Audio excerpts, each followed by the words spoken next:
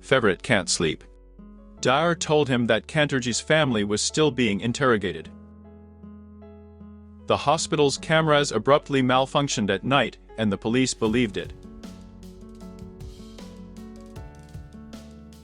Meanwhile, Siren fell asleep. And suddenly at night, Senan came into her room.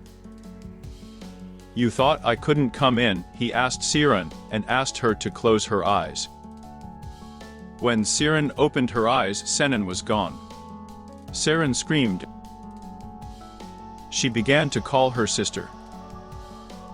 Siren said that Senan was right here in front of her just now. Kazim and Abidin scold the guards and tell them to look through the streets. Suma asks Siren if it was a dream. Siren replies that he does not.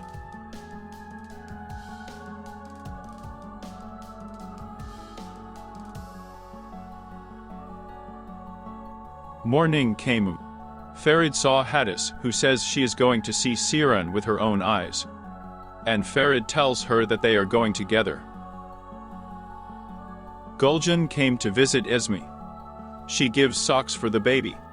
Suna brings coffee. They are thinking about how Sinan was able to get past Abidin. Guljan asks Suna to be careful.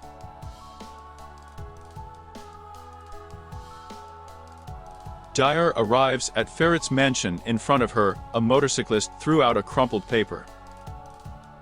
Swearing, Dyer picked up the trash and gave it to the maid. Aisha told Dyer that Ferid and Hadis had gone to Siren.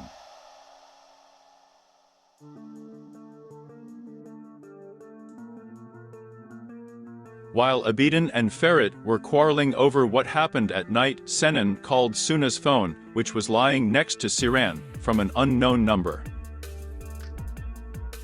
While Suna was separating Abidin from Ferid, Siran picked up the phone. Senan started talking again about how easy it was to come to her house. Ferid takes the phone from Siran. And Senan is just saying that their reunion will come very soon. "If you're a man, then meet me," Ferid tells Sen. Sen quickly hung up the phone. And Ferid threw it into the phone out of anger, almost hitting Esma. Yes, she clutched her stomach. Ferid tells everyone that Siren will now be in the mansion. But Siren is against it. Hadis supported Ferid and told everyone to pack up. Auntie also whispers to Ezim that she knows about her pregnancy, and they will discuss everything later. Abidin declares that he will not go anywhere, and he will protect his wife himself. Saren called Suna into the kitchen. She asks not to leave her and to persuade Abidin.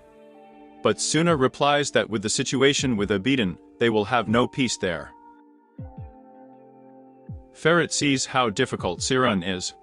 He tells her that going back to that house is not a defeat. And she will always find shelter there. Ferit asks to be trusted and promises to protect her. Ferit says now is the time to take shelter in this house. He held out his hand to Siran.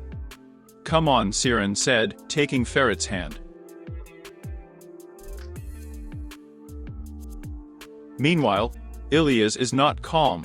He worries about his granddaughter and says that Ferit has too many tails. A tearful Dyer returned home. She told her grandmother that Ferit was back, went to see Siran. Dyer says he is not jealous but feels alienated.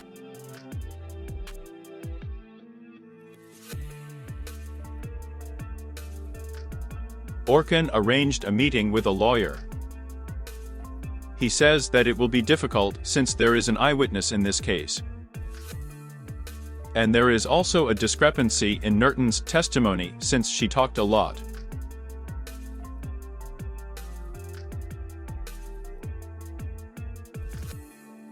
Ferit brought Siren to the mansion.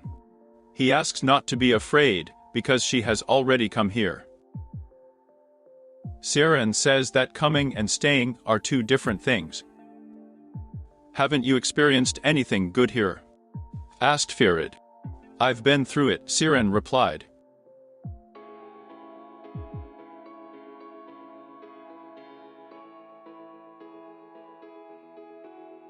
Ifeket Bittel comes and says that he will get her mother out if she gets out of this house. She said that Orhan was not going to do anything and his lawyer had not even dealt with such issues before.